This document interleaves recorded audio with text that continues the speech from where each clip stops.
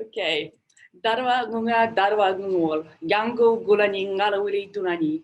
Ngalwol darwa. Wangala lijanin marin balan bugarabang. This is Ngunnawal country. Today we are meeting together on this Ngunnawal country. We acknowledge and pay our respects to the elders. Ngunnawal elder Tyrone Bell told me that here on campus, here in Canberra. Canberra, it's a good a place as any to start in this story of how to get from violence to justice. Canberra is said to mean meeting place or women's breasts, or the space between women's breasts. All names that respond to very specific features of the landscape and the activities of the people who have forever called here home. If we take the first meaning, meeting place, we talk about restorative justice because it is relational. It is about putting everyone face to face, thank God. It's finding the us, the collective. If it's women's breasts, we are talking about Pachamama, the more than human, and the roots into seeing, understanding, and relating to each other as kin. If it's the space between, it's about the boundaries, the gaps, the opportunities, the spots of convergence. How can these words, these social movements, these ideas and values of restorative justice offer a pathway away from violence and towards rehabilitation, coexistence, and cooperation? And even the uncertainty of the meaning of Canberra, the loss that signals, just as our places, our bodies bear the traces of our histories, of our injuries. Here, the loss of language is a reminder of those core wounds of this country, invasion and genocide, and how we must ask how to repair, heal, and travel forth together. And this is the critical importance of restorative justice, and the reason I will defend what may seem quaint or out of place. Etymologically and in contemporary thinking, reparation and restoration are associated with addressing past damages and wrongs. That is, turning firmly to face what has happened. Sonically, restoring, telling, listening, as we have heard, so critical to the assimilation of trauma and living well in the aftermath, or perhaps in the continuation of it. What is it to restory? To tell new stories in the now? Does it offer hope, practical hope, agentic hope, grounded hope, and collective hope? Maybe. But it wasn't until 365 days ago, the 28th of November 2019, that all of these questions stopped being a little bit theoretical, important, but somehow removed from me. On that day, an out-of-control fire threatened our home for the first of many times in the ensuing months. I was witness to the most egregiously sexist and racist incident in my 20-year history at this university, and I fell at a rehearsal for a Christmas aerial acrobatics show and seriously damaged my knee. I underwent knee surgery 2 weeks later, and have yet to regain anything like full strength, movement, or dexterity. Our house did not burn down. The people involved in the university incident sailed onwards, untouched and unaccountable. The surgeon's stitches were neat. Now the internal damage is almost invisible to anyone outside this skin. 2020's immobilization, coupled with the slow and very tedious work of physical rehabilitation, has left much time for contemplation on recovery pathways. For social justice and inclusion for all of the critters, for my tattered body and sense of self. As I watch the eucalypts in the forest near my home re-sprout up their trunks and give themselves one more shot at life, I keep wondering how it is we will cope with the scars. At the same time, I am working and writing, as Carolyn so generously introduced me, on restorative environmental justice for a project that is asking how regulators can improve their performance in repairing both relational and environmental harm following criminal acts of pollution. Restorative environmental justice means healing harm through direct participation and accountability of those harms and those responsible for harm through acts of storytelling, dialogue, and ecological repair.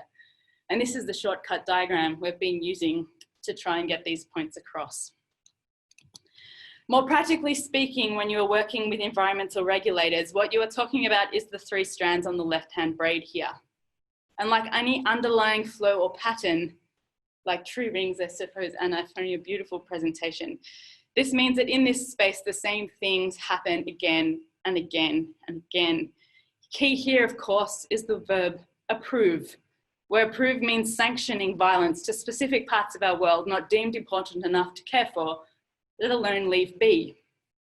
And lest I be cruel to the many dedicated public servants who do strive to protect, I acknowledge that there are, of course, many harms that are prevented from ever occurring through the work of people who inspect, explain, and shut down. But if we were to take the ideas of accountability, dialogue, and repair that are the fabric of environmental restorative justice as we understand it, then we would certainly need to expand our range of verbs, as you see to the right. And just as I considered approve the most important verb of the tightly woven braid, I think refuse is at the heart of any regulatory world that takes the accountability and empowerment of victims and would-be victims seriously, especially if we consider that listening is only possible if no is an acceptable answer. Similarly, shifts in participation will mean that regulators are prepared to learn as much as they are willing to teach. Finally, any enforcement without restoration and healing is surely a tacit acceptance of the damage that has been done. And all of this together will allow work in preventing future violence, as well as addressing the legacy of violence already committed. And to take the word restore begs the question, what, as I've asked here, and it can be about so much more than imagining a perfect static point that once existed. And here are things that I've been thinking about, but something more is that we must take seriously the unequal access to sensory joys and deprivation.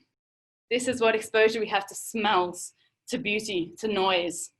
During this year more than ever, it has become obvious that the distribution of green space, of quiet, of the horizon, is far from equal. Redistribution and restoration of sensory pleasure at the same time as protection from harm and disgust is key. And if exposure to these sensory injustices, think about the fact that municipal landfills, for example, are approved in some cases undertaken by government agencies, and then the houses that are 400 meters from them approved and then developed by those same bodies, then it stands to reason that harms are perpetuated and endorsed by the state. This blurs the lines that are so key to the way we think about restorative justice, of a relationship between the community, the regulator, and the offender, and brings, the community, the victim, and the offender, and brings the regulator in an ambiguous role between all 3 things. And it can probably be said that an economy that relies on growth is necessarily criminogenic for spaces and beings deemed not to have economic value. And I echo Dorothy Roberts when I ask, who are the victims and who needs to make amends? Who needs to be reconciled and who should be held accountable, and to whom should justice be restored? And if we were to honestly think about those to whom most violence has been done, we can't look further than the traditional owners of this land. The Dja Wurrung of the Bendigo area with whom we've been working speak about upside down country because the mining industry dominates their landscape. They have thought long and hard about what restoration looks like to them, manifested in their country plan. And because of this deep, clear and revolutionary vision about what restoration on their country could look like, they were ready to act when the Catchment Management Authority came to them with $75,000 that was the result of a prosecution after a sort of sewage spill.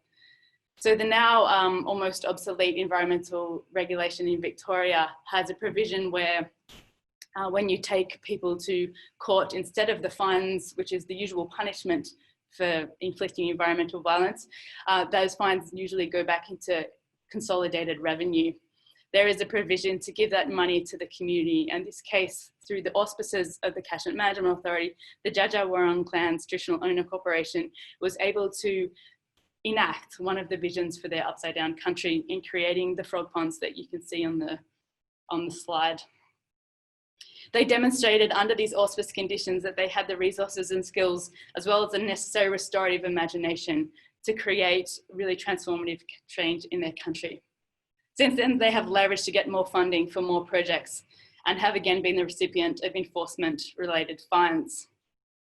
Of course, what is clear when these sewage spills, for example, and the legacies of mining on this site continue to exist, that what is damaged is not just the place, and that these projects can go some way to healing the relationships between regulators and community groups and traditional owners that have been affected by the failure of the state to protect humans and ecosystems from damage and pollution. And I think one of the really important points here is that even turning a small amount of country the right side up is a worthy endeavour. That cultivating a careful approach, that is one full of care, that is caretaking, is in the end what environmental restorative justice is about. This is a picture of a kintsugi donkey repaired with the Japanese art of fixing ceramic objects with gold adhesive. This helps us think through how seams and joints can be not hidden, but the focal point and veins of new assemblages. In this way, restoration does not mean take us back to the past, but recreate with what we have in the now.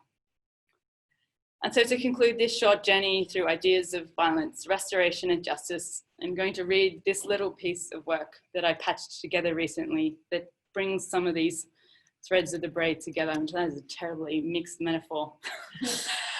Okay, this piece is called Repair. Here now, this white body is attached to a black space. And though I try to step lightly where a foot falls, it crushes. How shall we move through this land? With all our senses. Over Zoom, we sigh in unison, whose voices are muted, while so much around us is pelled. What are the consequences when approval is everything and refusal means nothing? The workers united may never be divided, but if we are already in fragments, remnants, pieces, torn like imbroglio, how can we put Humpty together again? I ask around, hoping to gain wisdoms from the stories of friends and strangers. Some come to talk and others leave written clues about the difficult how of repair. An example, a child dictates to her older sister, I broke a black plate that wasn't really broken. I am puzzled. Her mom laughs and says to me in Spanish, while pointing index finger to heart, I fixed it. I cradle the rounded words on my crudely crafted recycled paper and wonder how our patchwork society can ever fix our broken things, while so many look and say, well, it's not really damaged. It does not need mending. And even those who see the cracks, do we have the patience and skills for the slow and tedious craft of repair? To fix is laborious, to patch is work. What is our ability to make a space habitable, to rehabilitate for bodies that do not resemble our own? Any sewer will tell you creating seams is much harder between unlike fabric. I don't know. But the spotted gums around me sprout green cardigans up their fire-flicked flanks. Their scars softened and beautified by the new growth. Thank you.